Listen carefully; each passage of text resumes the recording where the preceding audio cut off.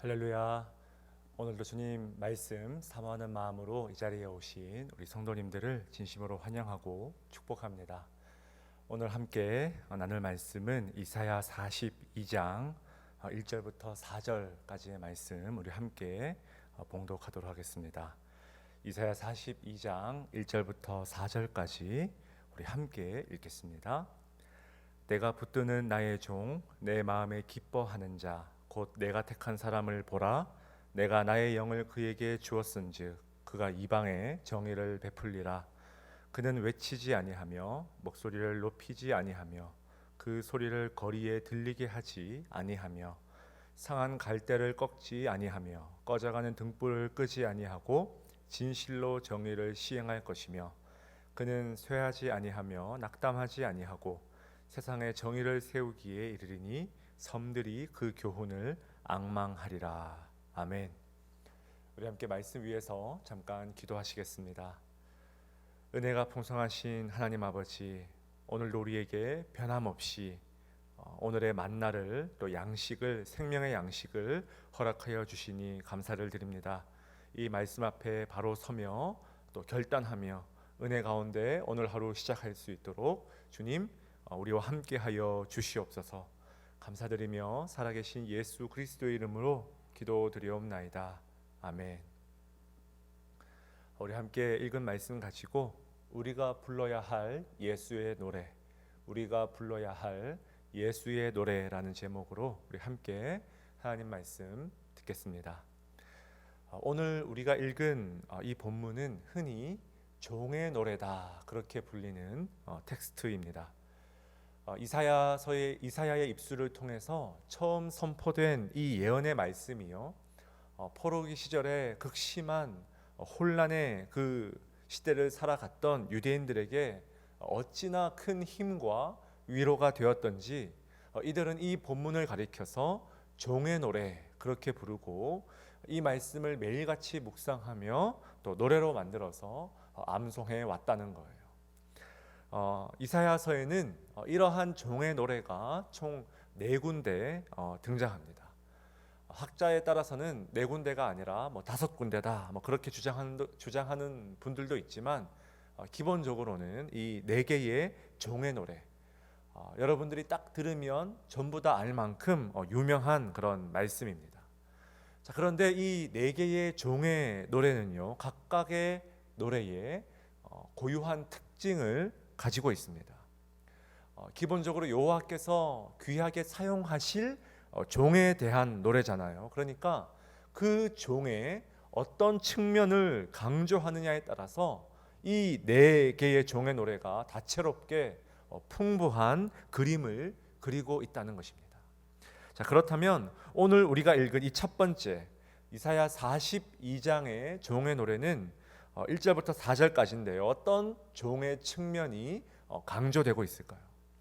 바로 하나님께서 택하신 이 종의 성품이 강조되고 있음을 볼 수 있습니다. 이 성품, 여러분, 이것이 바로 우리 그리스도인들에게 있어서 성품이 중요한 이유라고 말할 수 있겠죠.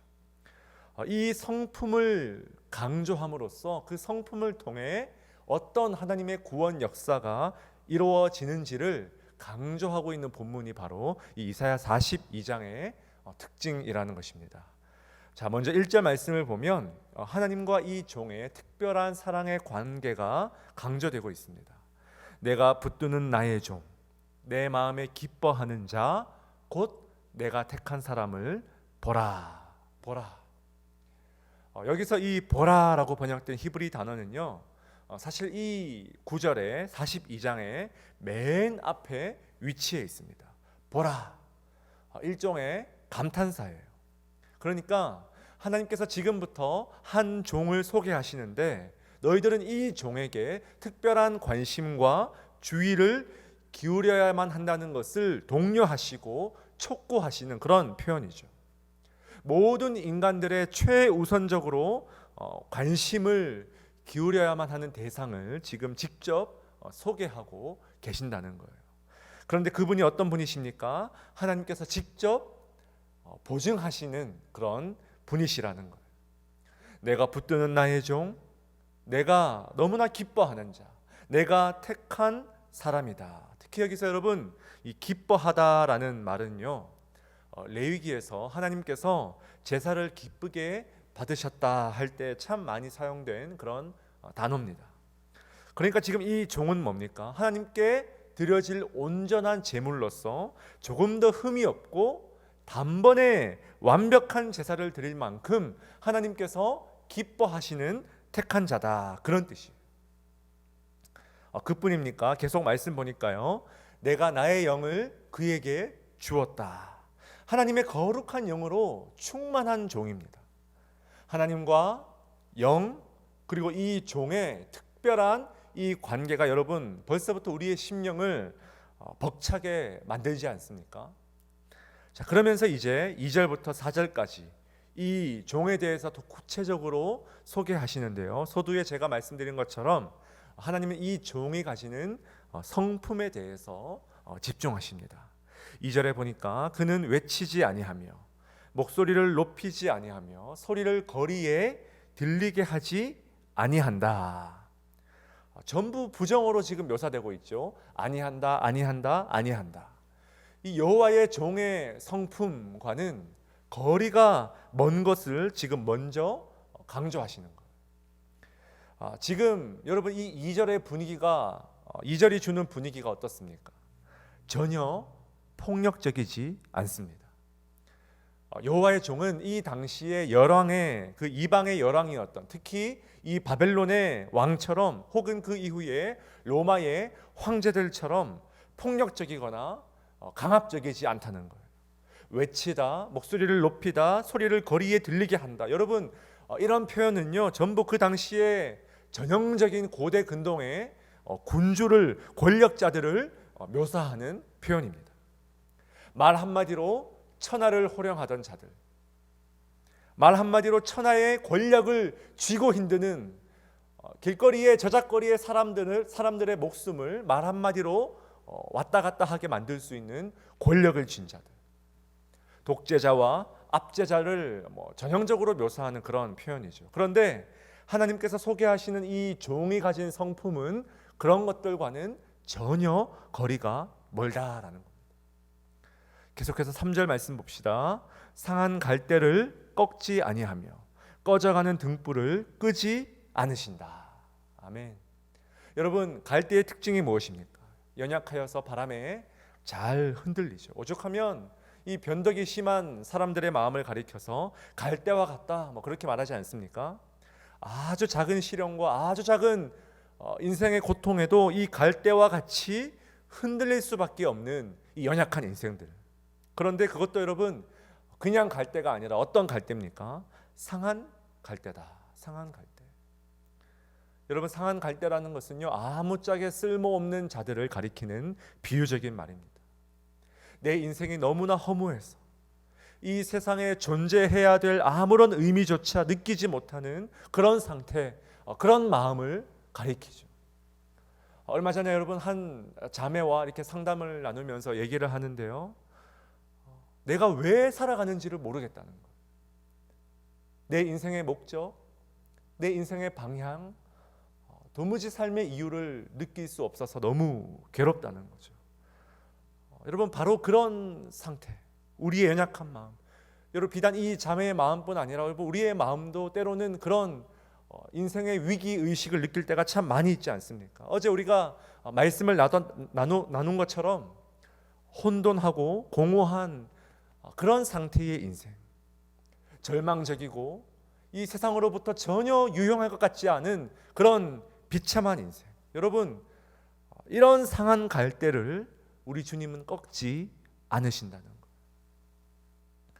세상의 왕은요 이런 상한 갈대는 아무런 효용 가치가 없기 때문에 그냥 밟아버리면 그만입니다. 그냥 무시하면 그만이에요. 유용하지 않은 인생에게 관심을 바치는 시간조차 이 세상은 아까워합니다. 세상은 그렇습니다. 버림받고 쓸모없는 인생들을 향해서 거대한 장벽을 세워버리는 것이 이 세상이죠. 그런데 이 종의 성품은 어떻습니까? 달라요. 상한 갈대를 꺾지 아니하며 꺼져가는 등불을 끄지 않으신다. 여러분, 이 말씀을 믿으시기 바랍니다. 마지막 4절 봅시다. 그는 쇠하지 아니하며 낙담하지 아니한다. 이 말은요, 이 종은 절대로 상한 갈대를 향하여서 포기하지 않으시는 성품을 가지셨다는 거예요. 낙담을 모르시는 분이다. 실패를 모르시며 좌절이 없으며 끝까지 상한 갈대와 꺼져가는 등불을 부여잡고 씨름하는 분이시다. 자, 여러분, 이런 여호와의 종의 성품을 통해서 여러분, 하나님께서 어떤 일을 행하신다고요? 이 짧은 종의 노래에 3번이나 반복된 단어가 등장하는데 바로 정의라는 단어죠. 1절 말씀 보니까 정의를 베풀리라. 3절에도 정의를 시행할 것이며 4절에 정의를 세우기에 이르리니. 아멘. 정의, 히브리어로 미시파트라는 단어입니다. 이 말은요, 기본적으로 질서가 곧바로 세워지는 것을 의미합니다. 그러니까 어제 우리가 묵상한 이 토후라는 이 단어, 공허와 혼돈과 여러분 이 흑암의 깊음 위에 있는 이 단어랑 정반대의 의미가 바로 이 미시파트라는 이 정의라는 단어예요. 여러분, 이게 무슨 뜻입니까? 우상 때문에 혼란스럽고 허무해졌으며 내면 세계의 영적인 이 질서가 완전히 무너지고 흐트러지고 상한 갈대와도 같은 자들이 뭡니까? 놀랍게도 너무나 연약해 보이는, 보잘것없어 보이는 이 종의 성품으로 인해서 질서가 잡히고 체계가 세워지고 인생의 목적이 뚜렷해지고 삶의 방향이 180도 변해버리는 놀라운 변화가 일어난다는 거예요. 믿으십니까? 여러분, 이러한 이사야 42장의 종의 노래는요, 놀랍게도 마태복음 12장에서 예수님의 사역을 묘사하면서 완벽하게 예수님을 향하여서 통째로 인용된 노래입니다. 여러분, 예수님 곁에서 공생애의 그 3년의 사역을 온전히 섬기면서 예수님을 주목하며 예수님의 사역을 다 따라다닌 이 제자 마태가 보기에 이 종의 노래는요, 아무리 생각해도 이건 종의 노래가 아니라, 종의 노래로 머물러 있을 것이 아니라 이것은 예수의 노래라는 것. 이것은 종의 노래에 그칠 것이 아니라 완벽한 예수를 향한, 예수를 위한, 예수를 묘사한 노래라는 것. 3년간 누구보다 예수님 곁에서 예수님의 사역을 지켜본 증인이 이 노래는 종의 노래가 아니라 예수의 노래라는 확신이 있었기 때문에 이 네 구절을 통째로 자신의 복음서에 중요한 위치에 기록하고 있다는 거예요. 여러분, 마태복음 12장에서 이 종의 노래를 인용한 그 문맥을 보면요, 예수님이 안식일에 회당에서 한쪽 손 마른 자를 고치시는 장면이 나옵니다. 그러자 바리새인들이 뭡니까? 왜 안식일에 병자를 고치냐며 소리를 지르며 골목에서 소리를 외쳐가며 목소리를 높여가며 예수님을 비난합니다. 마치 이 당시의 압제자와 군주들처럼, 폭력배들처럼 목에 핏대를 세워가며 그 한쪽 손 마른 자를 코너에 몰아가며 그렇게 핏대를 세워가며 비난하는 거예요. 상한 갈대를 꺾어버리면 그만이고 꺼져가는 등불을 꺼버리면 그만이지. 이 유대 사회의, 회당 사회에 아무런 효용 가치가 없는 그런 인생들을 그냥 가만두면 그만이지 왜 굳이 안식일에 고치냐는 거예요. 그러나 우리 주님 뭡니까? 손이 말라서 인생 자체가 혼란스럽고 모든 내면의 질서가 완벽하게 무너져버린 신음하는 그 영혼을 우리 주님은 외면하지 않으시는 거예요.